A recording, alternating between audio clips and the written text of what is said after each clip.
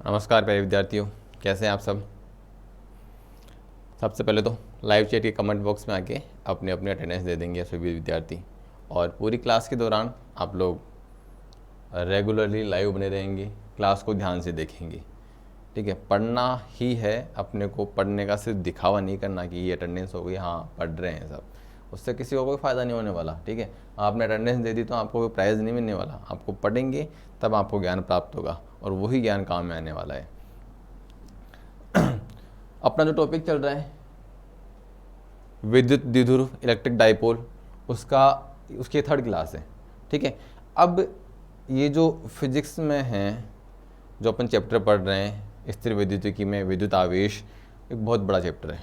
ठीक है, और इसमें से अब आप लोग कुछ विद्यार्थी जिनके पास में एनसीईआरटी बुक है या फिर सीबीएसई या एसपीओ, वो देख रहे होंगे कि ये टॉपिक छोड़ दिया, ये टॉपिक छोड़ दिया। तो बिल्कुल माइनर जो टॉपिक हैं वो मैंने छोड़ रखे हैं, इम्पोर्टेंट टॉपिक्स जो हैं, कॉन्सेप्चुअल टॉपिक्स हैं, वो मैं यहाँ समझा रहा हूँ। बिल्कुल माइनर टॉपिक हैं वो छोड़ रखे हैं मैंने ऑफलाइन के लिए। जैसे आप ऑफलाइन में आएंगे बिल्कुल कंप्लीट स्टडी करेंगे अपन। ठीक है, अभी अपन इम्पोर्टेंट टॉपिक्स जो यहाँ पे मैं आपको ईजी वे में समझा सकूँ और ज़्यादा समय भी वेस्ट ना हो, उसके तरीके से अध्ययन अपना चल रहा है। ठीक है, तो माइनर से टॉपिक जो रहे हुए हैं बीच बीच में से, वो अपन ऑफलाइन क्लास में कवर कर लेंगे। ठीक है, क्योंकि उनका कोई ज़्यादा विशेष इंपॉर्टेंस भी नहीं है और वो सिर्फ थ्योरेटिकल टॉपिक हैं ना, उनमें कोई डेरिवेशन है। ठीक है, तो थ्योरेटिकल टॉपिक है, वहाँ जो ऑफलाइन क्लास में नहीं आएंगे वो विद्यार्थी बुक से भी पढ़ सकते हैं। ठीक है, तो अभी अपना टॉपिक है विद्युत द्विध्रुव, उसको अपन आगे चलते हैं। अपन ने पढ़ लिया था विद्युत द्विध्रुव क्या होता है, अक्षीय बिंदु पर विद्युत क्षेत्र की तीव्रता, निरक्षीय बिंदु पर विद्युत क्षेत्र की तीव्रता। अब अपन चलते हैं अगला टॉपिक अपना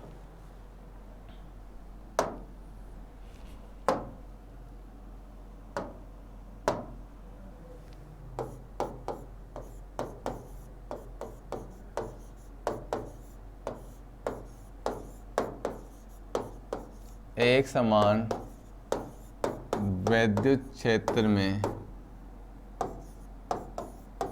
विद्युत या विद्युत एक ही बात है, द्विध्रुव पर बल एवं बल आघूर्ण। जो इलेक्ट्रिक डाइपोल था विद्युत द्विध्रुव था, उसको अपन ने रख दिया एक समान विद्युत क्षेत्र में, रख दिया। अब एक समान विद्युत क्षेत्र में रखने का मतलब क्या है वो देखिए। अब एक समान विद्युत क्षेत्र में रखने का मतलब क्या है, एक समान विद्युत क्षेत्र, सबसे पहले तो जानिए एक समान विद्युत क्षेत्र, उसका मतलब ये है कि जो विद्युत क्षेत्र अपन ने लिया है उसके प्रत्येक बिंदु पर विद्युत क्षेत्र की तीव्रता समान होगी। ठीक है, जैसे अपन ने विद्युत क्षेत्र ये लिया तो इस एरिया में प्रत्येक बिंदु पर विद्युत क्षेत्र की तीव्रता का मान क्या होगा, समान होगा। जैसे यहाँ पर विद्युत क्षेत्र की तीव्रता का मान है 2.5 न्यूटन पर कूलाम, तो यहाँ पे भी यही होगा 2.5 न्यूटन पर कूलाम, यहाँ पे भी ये होगा 2.5 न्यूटन पर कूलाम, यहाँ पे भी इतना होगा, हर जगह क्या होगा, समान होगा। उसको बोलते हैं एक समान विद्युत क्षेत्र। अब एक समान विद्युत क्षेत्र में अपन ने किसी विद्युत द्विध्रुव को रख दिया। सबसे पहले एक समान विद्युत क्षेत्र को तो आप लिखेंगे सेटिंग के बाद में, एक समान विद्युत क्षेत्र को लिखेंगे, एक समान विद्युत क्षेत्र को दर्शाने के लिए, एक समान विद्युत क्षेत्र को दर्शाने के लिए समांतर रेखाएं प्रयुक्त की जाती है। ठीक है, अगर एक दूसरे के समांतर रेखाएं, ये रेखा समांतर रेखाएं, समान दूरी पर स्थित रेखाएं, समांतर रेखाएं हैं, तो ये क्या है, एक समान विद्युत क्षेत्र है। तो एक समान विद्युत क्षेत्र, एरो इधर जा रहा है, इसका मतलब क्या है, विद्युत क्षेत्र की दिशा इधर से इधर की तरफ है, ये एक समान विद्युत क्षेत्र हो गया। ठीक है, एक समान, अपन क्या लिखा था, एक समान विद्युत क्षेत्र को दर्शाने के लिए समांतर रेखाएं प्रयुक्त की जाती है, तो ये समांतर रेखाएं बना दी, इसमें ये एक समान विद्युत क्षेत्र है। ठीक है, अब फिर मैंने क्या किया, एक लेके आया मैं विद्युत द्विध्रुव, ये लेके आ गया विद्युत द्विध्रुव, येलो लेके आ गया, ये प्लस क्यू आवेश है और ये क्या है, माइनस क्यू आवेश है। ये प्लस क्यू आवेश है और ये माइनस क्यू आवेश है। ठीक है, इन दोनों के बीच की जो दूरी है वो कितनी है 2a, इन दोनों के बीच की दूरी है वो कितनी है 2a, ये वाली दूरी है 2a, ठीक है, इन दोनों के बीच की दूरी 2a है। अब ये प्लस क्यू आवेश है, ये प्लस क्यू आवेश है, इसके ऊपर विद्युत क्षेत्र के कारण बल लगेगा, इसके ऊपर विद्युत क्षेत्र के कारण बल लगेगा, और वो किधर की तरफ लगेगा, वो लगेगा विद्युत क्षेत्र की दिशा में। वो कैसे लगेगा समझते हैं एक बार के लिए, ठीक है। ये विद्युत क्षेत्र दिशा इधर से इधर की तरफ है, इसका मतलब क्या है, ये विद्युत क्षेत्र जो है उत्पन्न हुआ है वो किसी आवेश की वजह से होगा, ठीक है। दिशा इधर की तरफ है, इसका मतलब क्या है कि इधर कोई प्लस आवेश होगा, इधर क्या होगा, कोई प्लस आवेश होगा, तो प्लस के कारण दिशा है इधर से इधर की तरफ। या फिर हो सकता है, या फिर ऐसा हो सकता है कि इधर कोई माइनस का आवेश होगा, तो प्लस के कारण तो बाहर की तरफ और माइनस के कारण अंदर की तरफ। ये होगा तो भी दिशा इधर की तरफ ही रहेगी, ये होगा तो भी दिशा इधर की तरफ रहेगी, और दोनों ही होंगे तो भी दिशा इधर से इधर की तरफ ही रहेगी, ठीक है। तो विद्युत क्षेत्र, इस वजह से विद्युत क्षेत्र उत्पन्न हुआ है तो आवेश की वजह से हुआ है। तो मान लिया ये विद्युत क्षेत्र कैसे, इस विद्युत क्षेत्र उत्पन्न होने की कंडीशंस क्या क्या हो सकती है। हो सकता है कि इधर कोई प्लस का आवेश हो सकता है इधर कोई माइनस का आवेश हो, ठीक है। अब अगर एक बार के लिए मान लो कि ये प्लस के आवेश का विद्युत क्षेत्र उत्पन्न हुआ है, प्लस के आवेश के कारण विद्युत क्षेत्र उत्पन्न हुआ है, तो इस विद्युत क्षेत्र के कारण इस प्लस क्यू आवेश के ऊपर कौन सा बल लगेगा, इसके ऊपर बल लगेगा। ये प्लस का आवेश है, ये प्लस का आवेश है, दोनों क्या करेंगे, एक दूसरे को प्रतिकर्षित, पढ़ा हुआ है अपन ने पहले, समान आवेश एक दूसरे को प्रतिकर्षित करते हैं, तो ये इसको क्या करेगा, प्रतिकर्षित होने की वजह से इसके ऊपर इधर की तरफ बल लगेगा, ठीक है, इसके ऊपर इधर की तरफ बल लगेगा। बल को लिखा है F से, और plus Q, F plus Q का मतलब है प्लस क्यू आवेश पर लगने वाला बल, वो लगेगा इधर की तरफ, और वो लगेगा कितना, Q गुणा E, ठीक है, विद्युत क्षेत्र की दिशा में, Q गुणा E विद्युत क्षेत्र की दिशा में इधर की तरफ बल लगेगा, ठीक है। क्योंकि ये प्लस का आवेश है, ये प्लस का आवेश इस प्लस के आवेश को क्या कर रहा है, प्रतिकर्षित कर रहा है, उधर की तरफ बल लगेगा, ठीक है। ऐसे ही यहाँ पे कितना, किधर की तरफ बल लगेगा, यहाँ बल लगेगा, ये आवेश माइनस क्यू, यहां पर बल लगेगा, ये प्लस का आवेश है, ये क्या है, माइनस का आवेश है, ये प्लस का आवेश इस माइनस के आवेश को आकर्षित करेगा, तो इधर की तरफ बल लगेगा F, यानी बल माइनस क्यू का मतलब है माइनस क्यू आवेश पर लगने वाला बल, और वो भी कितना होगा, QE ही होगा। यहाँ सिर्फ परिमाण की बात कर रहे हैं, यहाँ सिर्फ क्या कर रहे हैं, परिमाण की बात कर रहे हैं। यहाँ प्लस का आवेश था, यहाँ माइनस का आवेश था, इस वजह से क्या बदली, सिर्फ दिशा बदली है, प्लस की वजह से दिशा उधर की तरफ होगी, माइनस की वजह से दिशा इधर की तरफ होगी, परिमाण दोनों का क्या है, समान है, QE vector. Is that clear, कोई दिक्कत नहीं होगी, ठीक है। यहाँ अगर मैं वेक्टर लगा रहा हूँ तो माइनस का आ जाएगा, इसलिए मैं यहाँ वेक्टर नहीं लगाऊंगा, यहाँ भी वेक्टर की जरूरत नहीं है, सिर्फ अपन परिमाण बता रहे हैं अभी। तो एक समान विद्युत क्षेत्र में एक विद्युत द्विध्रुव रख दिया, विद्युत द्विध्रुव का मतलब प्लस क्यू आवेश और माइनस क्यू आवेश एक नियत दूरी पर रख दिए, तो प्लस क्यू आवेश पर बल लगेगा विद्युत क्षेत्र की दिशा में, और माइनस क्यू आवेश पर बल लगेगा विद्युत क्षेत्र की दिशा के विपरीत। ये आगे दोनों इनके ऊपर लगने वाला बल। अब अपन निकालेंगे, ये जो है आपको डायग्राम में नहीं बनाने हैं, ये चीज़ें मैंने समझाने के लिए लिखाई है, ये चीज़ें मैंने समझाने के लिए आपको यहाँ बनाई थी।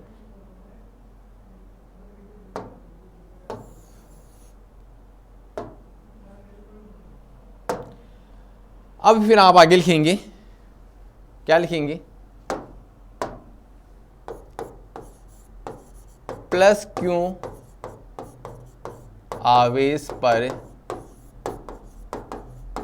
लगने वाला बल, प्लस क्यू आवेश पर बल कितना लग रहा है, F प्लस क्यू बराबर QE, ठीक है। अगर दिशा की बात करेंगे, F प्लस क्यू वेक्टर बराबर क्या हो जाएगा, QE वेक्टर, ठीक है। ये आ जाएगा विद्युत क्षेत्र की दिशा में, ये दिशा है विद्युत क्षेत्र की दिशा में, ठीक है। और F माइनस क्यू वेक्टर बराबर QE, और ये दिशा आ जाएगी क्या, विद्युत क्षेत्र की दिशा के विपरीत।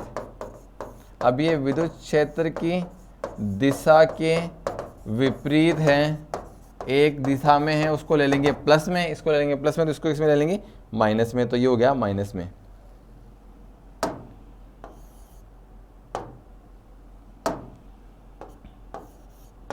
माइनस QE वेक्टर हो गया, ठीक है।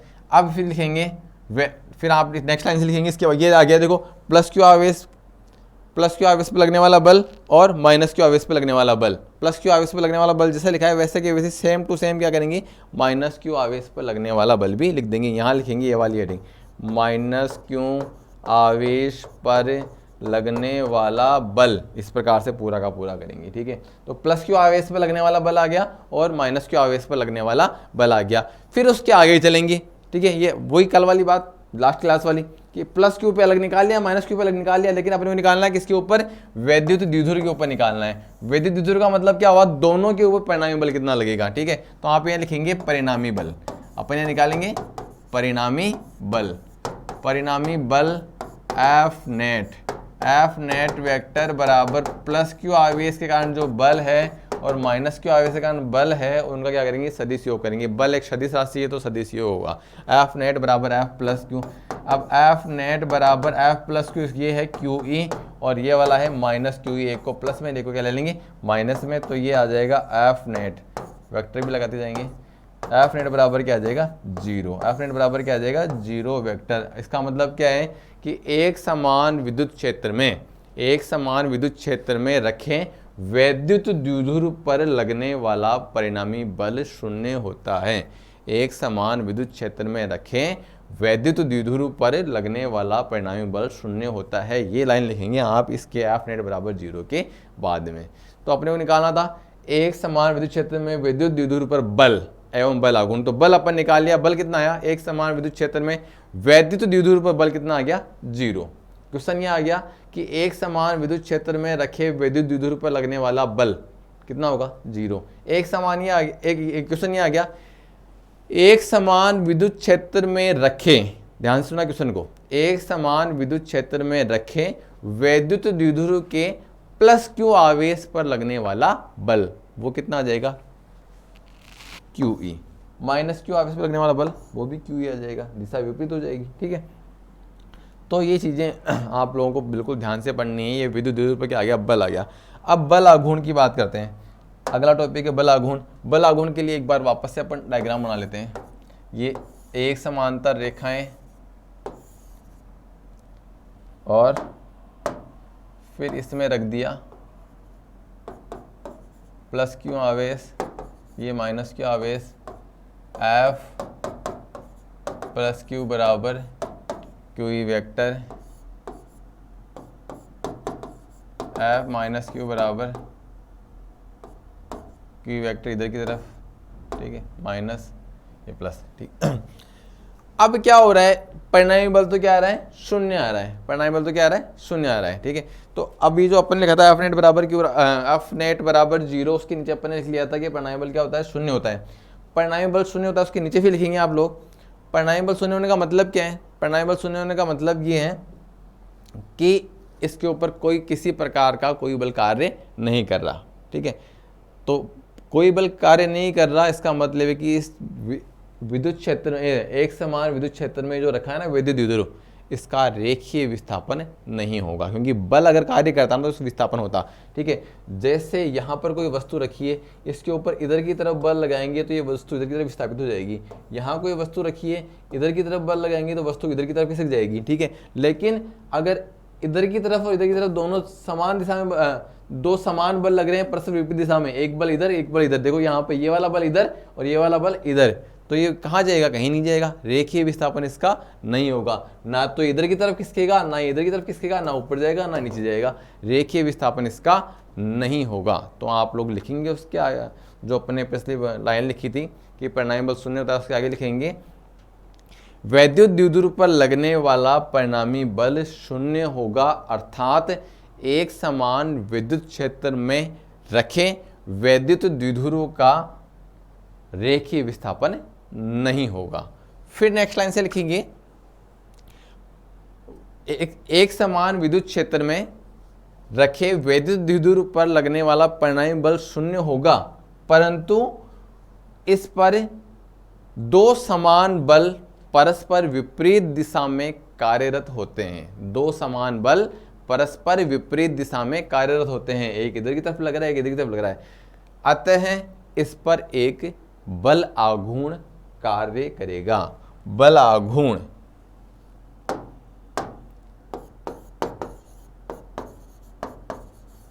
बल आघूर्ण बराबर बल गुणा लंबवत दूरी, ये होता है। बल आघूर्ण का फॉर्मूला क्या होता है? बल आघूर्ण टो, बल आघूर्ण टो या टाउ जिसको बोलते हैं, बराबर बल गुणा लंबवत दूरी। ठीक है, अब देखो यहां पर बल है QE, दो समान बल होने चाहिए। बल आघूर्ण कब कार्य करेगा? जब किसी वस्तु पर दो समान बल परस्पर विपरीत दिशा में कार्यरत करे। ये भी QE है बल, ये भी क्या है? QE है। ये इधर की तरफ कार्य कर रहा है, इधर की तरफ कार्य कर रहा है, तो बल का मान तो कितना हो गया? QE हो गया। बल का मान तो कितना हो गया? QE हो गया। ठीक है, दो बल, ऐसे नहीं कि अब ये प्लस का लूं या माइनस का लूं, दोनों का मान, एक ये प्लस का है, एक ये माइनस का है, एक इधर की दिशा में है और एक इधर की दिशा में, दोनों विपरीत दिशा में है, लेकिन दोनों समान होने चाहिए। दोनों समान है तो वो बल ले लेंगे QE। कंफ्यूजन नहीं होना है कि ये लूँ ये लूँ, दोनों समान ही हैं, तो एक परिमाण ले लिया, बल का परिमाण QE आ गया। अब लंबवत दूरी, लंबवत दूरी कौन सी होती है? लंबवत दूरी है इसकी क्रिया रेखा ये है, ये इस रेखा में क्रिया कर रहा है और ये इस रेखा में क्रिया कर रहा है, तो इन दोनों क्रिया रेखाओं के बीच की दूरी ज्ञात करनी है। इन दोनों क्रिया रेखाओं के बीच की दूरी ज्ञात करनी है। ये इसकी क्रिया रेखा हो गई, ये इसकी क्रिया रेखा हो गई। इन दोनों के बीच की दूरी ज्ञात करने के लिए मैंने यहाँ से एक लंब डाल दिया, ये लंब डाल दिया और इसको मान लिया थीटा। ये वाली दूरी ज्ञात करनी है आपको, ये R ज्ञात करनी है, ये वाली दूरी ज्ञात करनी है। ये है दोनों क्रिया रेखाओं के बीच की दूरी। ये इस प्रकार से बल लगा हुआ है, इस प्रकार से बल लगा हुआ है, इसकी रेखा ये है, इसकी रेखा ये है, तो इन दोनों के बीच की लंबवत दूरी ये R ज्ञात करनी है, ये यहाँ पे R ज्ञात करनी है। ठीक है, इसको मैंने थीटा नाम दे दिया। ये वाली दूरी कितनी है? ये 2a है। ये वाली दूरी कितनी है? 2a है। ठीक है, तो इस त्रिभुज में देखो, ये जो त्रिभुज दिख रहा है आपको, समकोण त्रिभुज, इस समकोण त्रिभुज में देखो साइन थीटा, साइन थीटा बराबर क्या होता है? लंब बटे में आधार। अब लंब कौन सा होता है? थीटा के सामने वाली भुजा लंब होती है। ये थीटा इसके सामने वाली, तो ये क्या हो गई? R लंब, सॉरी लंब बटे में, साइन थीटा बराबर लंब बटे में कर्ण, और कर्ण कौन सा है? 2a। साइन थीटा बराबर R बटे में 2a, साइन थीटा बराबर R बटे में 2a। तो यहां से R बराबर क्या आ जाएगा? 2a sine theta. R बराबर क्या आ जाएगा? 2a sine theta. R है दोनों बलों के बीच की लंबवत दूरी। R क्या है? दोनों बलों के बीच की लंबवत दूरी। तो लंबवत दूरी की जगह लिख देंगे 2a sine theta, 2a sine theta. Tau बराबर QE into 2a sine theta, फिर टो बराबर इस 2a को पहले लिख लो तो क्या हो गया? 2aq into E sine theta. और ये आप लोगों को याद आ गया होगा कि P बराबर क्या होता है? 2aq, द्विध्रुव आघूर्ण, द्विध्रुव आघूर्ण P बराबर क्या होता है? 2aq, जिसका मात्रक क्या होता है? कूलाम इंटू मीटर, और दिशा होती है ऋणावेश से धनावेश की ओर। तो यहाँ से टो बराबर क्या आ जाएगा? 2aq, इसकी जगह तो क्या आ जाएगा? P, तो PE साइन थीटा। टो की वैल्यू आ गई PE साइन थीटा। और अगर इसको सदिश रूप में व्यक्त करना है, क्योंकि बल आघूर्ण एक सदिश राशि होती है, बल आघूर्ण एक सदिश राशि होती है, तो टो बराबर आ जाएगा P है द्विध्रुव आघूर्ण, ये भी एक सदिश राशि है, और cross E vector, tau vector बराबर P क्रॉस E वेक्टर, ये हो जाएगा इसका सदिश रूप में मान। P क्या है? द्विध्रुव आघूर्ण, E क्या है? विद्युत क्षेत्र। दोनों ही सदिश राशि हैं। जब दो सदिश राशियों का सदिश गुणनफल होता है तो सदिश राशि ही प्राप्त होती है। ठीक है, तो टो बराबर ही आ जाएगा। अब फिर आगे देखिए, थीटा बराबर अगर 90 डिग्री हो, थीटा बराबर 90 डिग्री हो, थीटा बराबर 90 डिग्री हो तो साइन थीटा बराबर क्या हो जाएगा? 1 हो जाएगा। अब देखो टो बराबर क्या था? PE sine theta. ठीक है, तो जब साइन थीटा का मान 1 होगा तो इस बल आघूर्ण का मान क्या होगा? अधिकतम होगा, और वो कितना होगा? PE होगा। टो मैक्सिमम PE बराबर होगा, मतलब थीटा बराबर लिखेंगे अपन, थीटा बराबर 90 डिग्री पर बल आघूर्ण का मान अधिकतम होगा। थीटा बराबर 90 डिग्री पर बल आघूर्ण का मान क्या होगा? अधिकतम होगा। ठीक है, उसके आगे फिर लिखेंगे थीटा बराबर 0 डिग्री या 180 डिग्री पर, थीटा बराबर 0 डिग्री या 180 डिग्री पर। ठीक है, थीटा बराबर 0 डिग्री हो या 180 डिग्री हो, साइन थीटा का मान तो क्या होगा? 0 होगा। साइन थीटा का मान 0 हो गया। ठीक है, तो वही टो बराबर क्या था? PE sine theta. अब साइन थीटा का मान 0 हो गया तो टो का मान भी क्या आ गया, 0 आ गया। तो टो मिनिमम बराबर क्या हो गया, 0 आ गया। तो थीटो बराबर 0 डिग्री एवं थीटा बराबर 180 डिग्री पर 180 डिग्री पर बल आघूर्ण का मान न्यूनतम अथवा शून्य होगा। ठीक है, अब ये जो थीटा बराबर 0 डिग्री, थीटा बराबर 0 डिग्री को बोलते हैं स्थायी संतुलन की अवस्था। इसको क्या बोलते हैं, स्थायी संतुलन की अवस्था। इस कंडीशन में वैद्युत द्विध्रुव वो संतुलन की अवस्था में रहता है स्थायी रूप से। और थीटा बराबर 180 डिग्री, इसको बोलते हैं अस्थायी संतुलन की अवस्था। थीटा बराबर 0 डिग्री को बोलते हैं स्थायी संतुलन की अवस्था और थीटा बराबर 180 डिग्री को बोलते हैं अस्थायी संतुलन की अवस्था। तो ये विद्युत क्षेत्र पे लगने वाला, एक समान विद्युत क्षेत्र में वैद्युत द्विध्रुव पर लगने वाला बल एवं बल आघूर्ण हो गया। बल का मान तो कितना आया, 0 आया। बल का मान तो कितना है, 0 आया, परिणामी बल 0 होता है। जबकि बल आघूर्ण का मान कितना आया, पी साइन थीटा। पी है द्विध्रुव आघूर्ण, ई है विद्युत क्षेत्र। फिर अधिकतम कितने पे होगा, थीटा बराबर 90 डिग्री पे होगा। न्यूनतम कितने पे होगा, 0 डिग्री या 180 डिग्री पे होगा। ठीक है, अगर थीटा का मान और कुछ दे रखा है, थीटा का मान और कुछ दे रखा है, थीटा का मान दे रखा है 45 डिग्री, तो थीटा का मान 45 डिग्री लिख देंगे तो मान कुछ और आ जाएगा। तो ये हो गया अपना वैद्युत द्विध्रुव। ठीक है, अब जो अपना अगला टॉपिक है वो है सतत आवेश वितरण। सतत आवेश वितरण। सतत आवेश वितरण से क्या मतलब है, सतत आवेश वितरण से मतलब ये है कि अगर अपन किसी वस्तु को आवेश देंगे, अगर किसी वस्तु को आवेशित किया जाए तो दिया गया आवेश उस पर एक समान रूप से फैल जाता है। दिया गया आवेश उस पर या उसकी ज्यामिति पर एक समान रूप से फैल जाता है। जैसे ये बोर्ड है, ठीक है, इस पर मैंने 5 कूलाम आवेश यहाँ रख दिया, तो ऐसा नहीं कि वो आवेश यहीं पड़ा रहेगा, ऐसा नहीं होगा। ऐसा नहीं होगा कि वो आवेश 5 कूलाम आवेश मैंने यहाँ रखा तो वो यहाँ का यहीं पड़ा रहेगा, ऐसा नहीं होगा। वो आवेश है इस पूरे बोर्ड के क्षेत्रफल पर एक समान रूप से फैल जाएगा। इसको बोलते हैं सतत आवेश वितरण। इसको क्या बोलते हैं, सतत आवेश वितरण। ठीक है, मतलब किसी भी वस्तु को दिया गया आवेश, ये परिभाषा है, लिखेंगे आप परिभाषा, किसी भी वस्तु को दिया गया आवेश उसकी समस्त ज्यामिति पर एक समान रूप से वितरित हो जाता है, जिसे सतत आवेश वितरण कहते हैं। अब सतत आवेश वितरण जो होते हैं वो 3 प्रकार के होते हैं। सतत आवेश वितरण जो होते हैं वो 3 प्रकार के होते हैं। सबसे पहला है रेखीय आवेश वितरण। रेखीय आवेश वितरण। अब रेखीय आवेश वितरण से क्या मतलब है वो लिखेंगे। उसमें लिखेंगे किसी भी चालक छड़ या तार को दिया गया संपूर्ण आवेश उसकी संपूर्ण लंबाई पर एक समान रूप से वितरित हो जाता है, जिसे रेखीय आवेश वितरण कहते हैं। ये रेखीय आवेश वितरण की परिभाषा हो गई। मतलब अगर ये तार है, इसको आवेश आपने यहाँ रख दिया 2 कूलाम आवेश, तो ये 2 कूलाम यहीं का यहीं पड़ा नहीं रहेगा, यहाँ नहीं पड़ा रहेगा, भाई यहाँ रखा तो यहीं पड़ा रहेगा, वो इसकी पूरी लंबाई पर एक समान रूप से फैल जाएगा। उसको रेखीय आवेश वितरण कहते हैं। ठीक है, फिर नेक्स्ट लाइन से लिखेंगे आप लोग, क्या लिखेंगे, किसी तार की एकांक लंबाई में उपस्थित आवेश की मात्रा को रेखीय आवेश घनत्व कहते हैं। किसी तार की एकांक लंबाई पर उपस्थित रेखीय आवेश एकांक लंबाई में उपस्थित आवेश की मात्रा को रेखीय आवेश घनत्व कहते हैं। जैसे सपोज दैट तार की लंबाई L है। कितनी तार की लंबाई L? इस L लंबाई को आपने आवेश दिया है Q। कुल आवेश कितना दिया है Q। तार की कुल लंबाई कितनी L और तार पर कुल आवेश कितना है Q। अब एकांक लंबाई पर कितना आवेश होगा, एकांक लंबाई के लिए L का भाग लग जाएगा, एकांक लंबाई पर आवेश हो गया Q/L।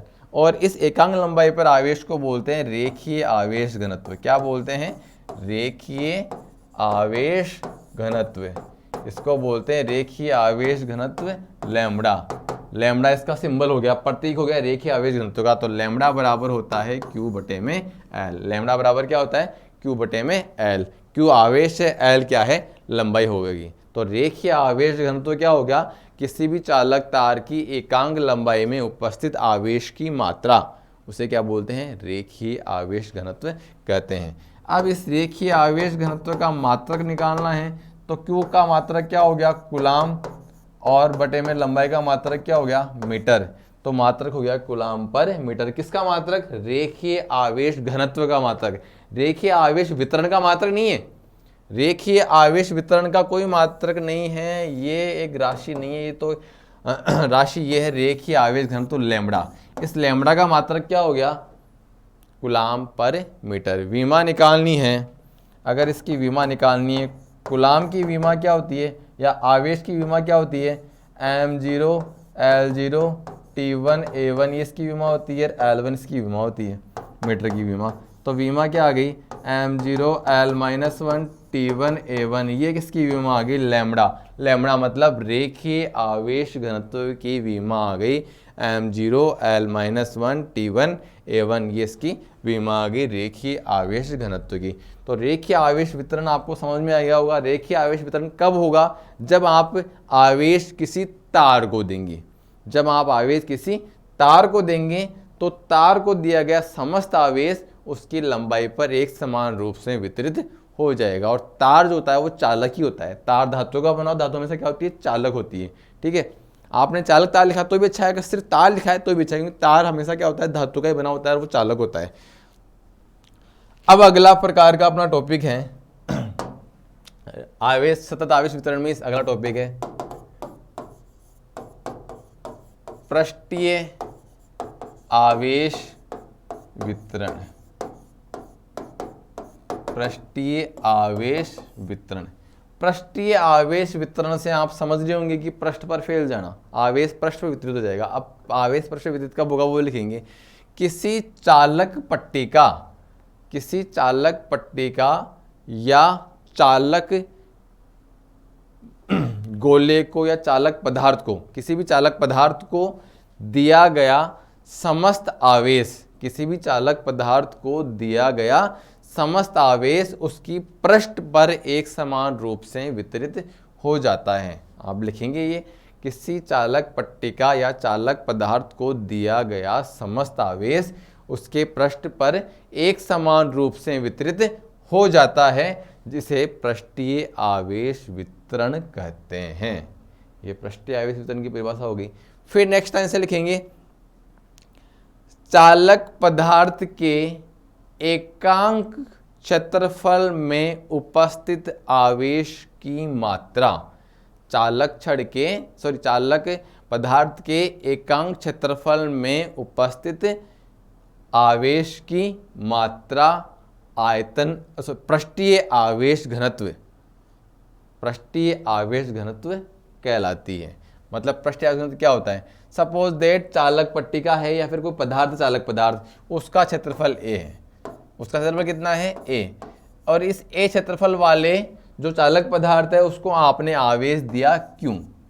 a क्षेत्रफल वाले जो चालक पदार्थ है उसको आपने आवेश दिया q।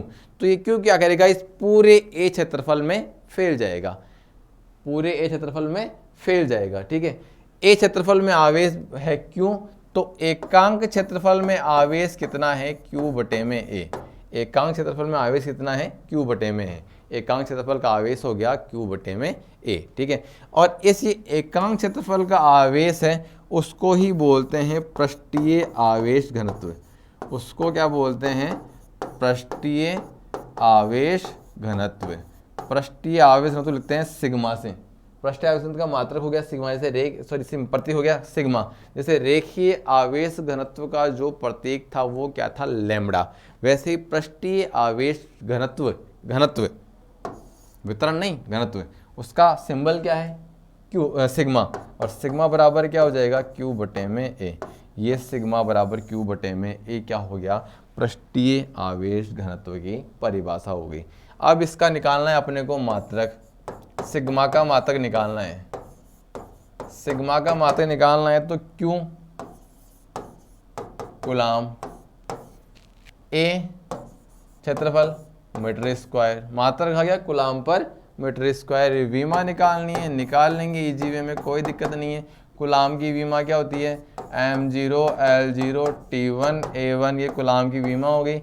और मीटर स्क्वायर की विमा क्या होगी, l2, ऊपर जाएगा तो क्या आ जाएगा m0 l -2 ऊपर जाके -2 t1 a1, ये किसकी विमा हो गई, पृष्ठीय आवेश घनत्व, पृष्ठीय आवेश घनत्व की विमा होगी। पृष्ठीय आवेश घनत्व कहाँ पर होता है, पृष्ठीय आवेश घनत्व कहाँ पे होता है, जब अपन आवेश किसी चालक पदार्थ को दे रहे हैं, तार के अलावा कोई अन्य पदार्थ, चालक पट्टिका हो गई, चालक गोला हो गया, उसको दे रहे हैं। जैसे ये अगर बोर्ड चालक होता, ये बोर्ड है, वो अगर लोहे का या किसी धातु का बना होता, मतलब चालक होता, फिर अपन उसको आवेश देते तो वो कहाँ फैलता, इसके पूरे क्षेत्रफल पर, पृष्ठ पर, सतह पर फैल जाता, सतह पर फैल जाता। ठीक है, जैसे एग्जाम्पल के लिए मान ले कि एक बस है और बस पर अचानक बिजली गिर गई। बिजली गिरने का मतलब क्या हुआ, बहुत सारा आवेश आके उस बस के ऊपर गिर गया। ठीक है, तो क्या होगा, आवेश कहाँ जाएगा, क्या बस में बैठा व्यक्ति मर जाएगा, नहीं मरेगा। क्यों नहीं मरेगा, क्योंकि आवेश बस के अंदर नहीं जाएगा, बस एक चालक छड़ है, बस चालक है, धातु की बनी होती है, तो जो आवेश है उसकी पूरी पृष्ठ पर फैल जाएगा, अंदर नहीं जाएगा।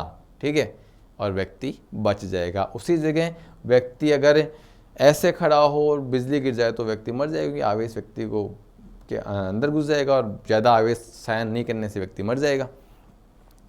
तो अगर किसी चालक पदार्थ को आवेश देंगे तो वो आवेश है उसकी पृष्ठ पर एक समान रूप से वितरित हो जाएगा। अब तीसरे प्रकार का आवेश वितरण है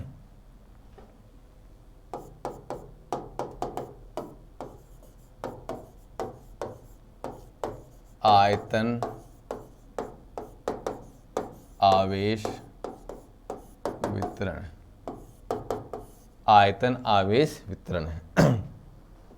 पहला था रेखीय आवेश वितरण, दूसरा पृष्ठीय आवेश वितरण और तीसरा आयतन आवेश वितरण। रेखीय आवेश वितरण जब आप आवेश किसी चालक छड़ को दे रहे हैं या चालक तार को दे रहे हैं। पृष्ठीय आवेश वितरण जब आप किसी चालक पट्टिका या फिर चालक पदार्थ को दे रहे हैं।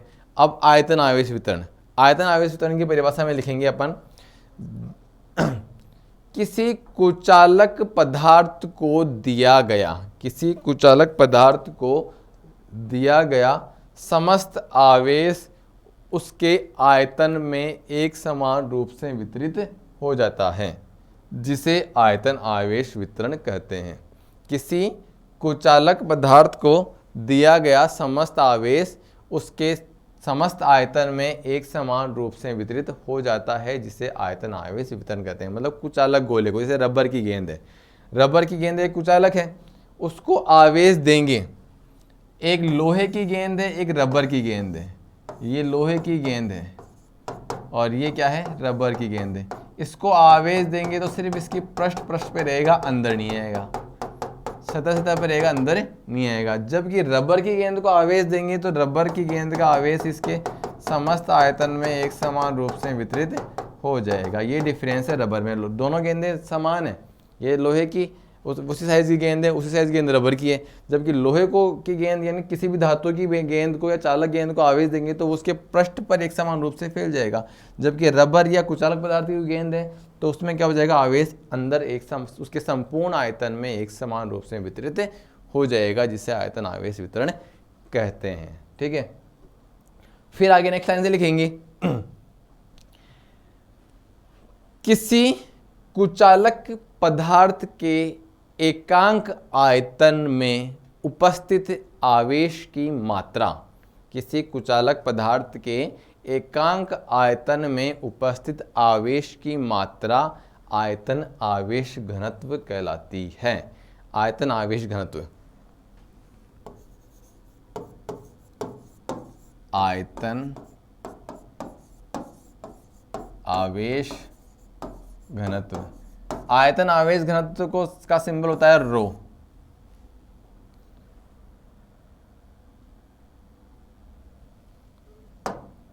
क्यों की तरह नहीं,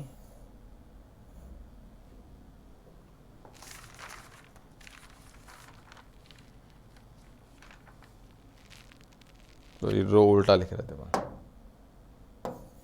रो उल्टा क्यों, रो बराबर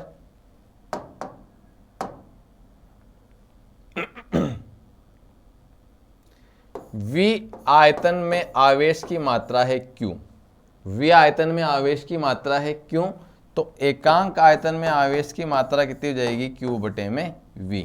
एकांक आयतन में आवेश की मात्रा कितनी हो जाएगी Q बटे में V, और इस Q बटे में ये Q बटे में V ही रो के बराबर होता है, रो बराबर Q बटे में V। रो क्या है, आयतन आवेश घनत्व, रो बराबर हो गया Q बटे में V, रो बराबर हो गया Q बटे में V। ये है आयतन आवेश घनत्व। अब इस आयतन आवेश घनत्व का मात्रक निकालेंगे, विमा निकालेंगे, रो का मात्रक, रो का मात्रक निकालेंगे, क्यू का मात्रक क्या हो गया, कूलाम, और आयतन का मात्रक क्या होता है, मीटर क्यूब, तो रो का मात्रक हो गया कूलाम बटे में मीटर क्यूब।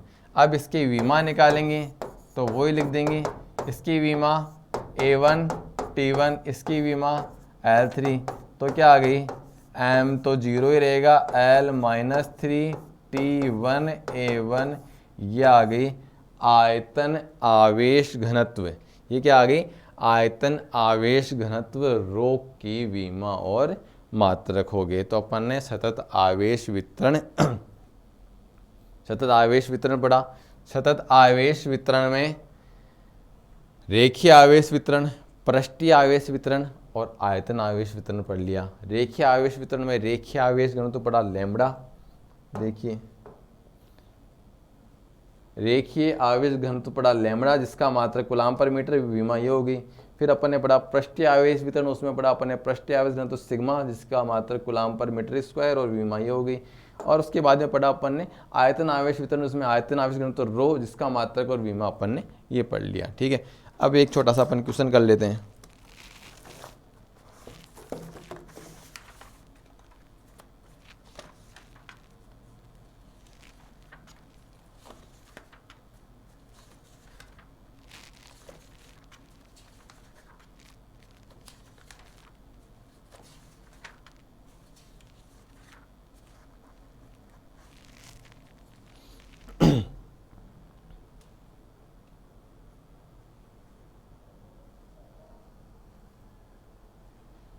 हाँ क्वेश्चन लिखिए, क्वेश्चन में बोल रहा हूँ,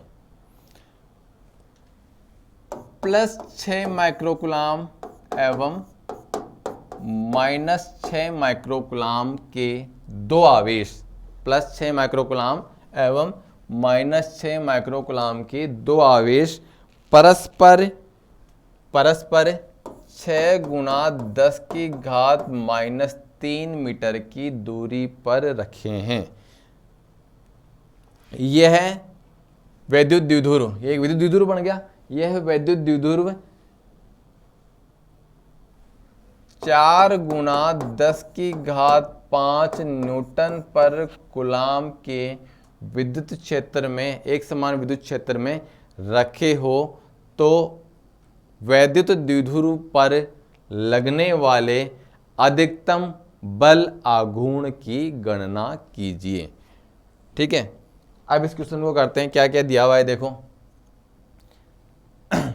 ये तो Q का मान तो है 6 माइक्रोकुलाम, क्योंकि प्लस Q आवेश माइनस Q आवेश और उनके बीच की दूरी होती है 2a, तो 2a का मान है ये 6 गुणा 10 की घात -3 मीटर, और ये है E का मान है। E का मान कितना है, 4 गुणा 10 की घात 5 न्यूटन पर कूलाम। सबसे पहले तो निकालेंगे P बराबर क्या होता है 2aq। अब 2a की वैल्यू ये है, कितनी है 6 गुणा 10 की घात -3, और Q की वैल्यू कितनी है, ये है कितनी है 6 गुणा 10 की घात -6, गुणा करेंगे 36 गुणा 6 गुणा 6 36 गुणा 10 की घात -3 और -6 बराबर आ गया 36 गुणा 10 की घात -9 कूलाम इंटू मीटर। ये P का मान आ गया। P का मतलब क्या है, द्विध्रुव आघूर्ण। P का मतलब क्या है, द्विध्रुव आघूर्ण जिसका मात्रक हो गया कूलाम इंटू मीटर और दिशा होती है ऋणावेश से धनावेश की ओर, ये पी का मान हो गया। ठीक है, ई का मान दे रखा है। अब अधिकतम बल आघूर्ण अपन ने पढ़ा था स्टार्टिंग में, अधिकतम बल आघूर्ण टो बराबर क्या होता है, जैसे बल आघूर्ण टो बराबर क्या होता है पी ई साइन थीटा, बल आघूर्ण टो बराबर क्या होता है पी ई साइन थीटा। ठीक है, थीटा बराबर 90 डिग्री पर बल आघूर्ण क्या होता है अधिकतम होता है, थीटा बराबर 90 डिग्री पर बल आघूर्ण अधिकतम होता है और अपने को वही ज्ञात करना है। ठीक है, बल आघूर्ण अधिकतम होता है, थीटा बराबर 90 डिग्री पर साइन थीटा बराबर क्या हो गया 1 हो गया, तो बल आघूर्ण टो बराबर क्या आ गया P इंटू ई आ गया। अब P की वैल्यू देखिए कितनी है, P की वैल्यू 36 गुणा 10 की घात -9, E की वैल्यू कितनी है 4 गुणा 10 की घात 5, तो P की वैल्यू 36 गुणा 10 की घात -9, इसकी वैल्यू 4 गुणा 10 की घात 5, गुणा करेंगे 36 गुणा 4 गुणा 10 की घात -9 और प्लस का 5, तो टो बराबर आ गया 36 गुणा 4, 6 चौका 24 की 4 हासिल की 2, 4 ते 12 और 2 14, 144 गुणा 10 की घात -4 और न्यूटन इंटू मीटर, ये इसका बल आघूर्ण आ गया न्यूटन इंटू मीटर। ठीक है, तो बल आघूर्ण निकालने का तरीका जो फॉर्मूला अपन ने पहले बता दिया था, अब अपन ने एक न्यूमेरिकल कर लिया। अब आप लोग क्या करेंगे ये द्विध्रुव आघूर्ण वाला टॉपिक कंप्लीट हो गया है। अगला जो अपना टॉपिक आएगा वो गाउस का नियम आएगा। गाउस का नियम भी इस चैप्टर का बहुत ही इंपॉर्टेंट टॉपिक है और गाउस का नियम और गाउस के अनुप्रयोग के बाद में चैप्टर खत्म है। आप लोग क्या करेंगे, ये जो है द्विध्रुव आघूर्ण वाला जो वैद्युत द्विध्रुव वाला जो पूरा टॉपिक है, तीनों वीडियो के टॉपिक्स में आपसे पूरा लिख लेंगे और इससे संबंधित प्रश्न आप लोग करेंगे। पहले तो इनको लिखेंगे ढंग से, सिस्टम ढंग से नोट्स बनाएंगे, नोट्स बना के इनको पढ़ेंगे, याद करेंगे, समझेंगे और उसके बाद में संबंधित प्रश्न आप हल करेंगे। ठीक है, धन्यवाद, अगली क्लास में मिलते हैं अपन।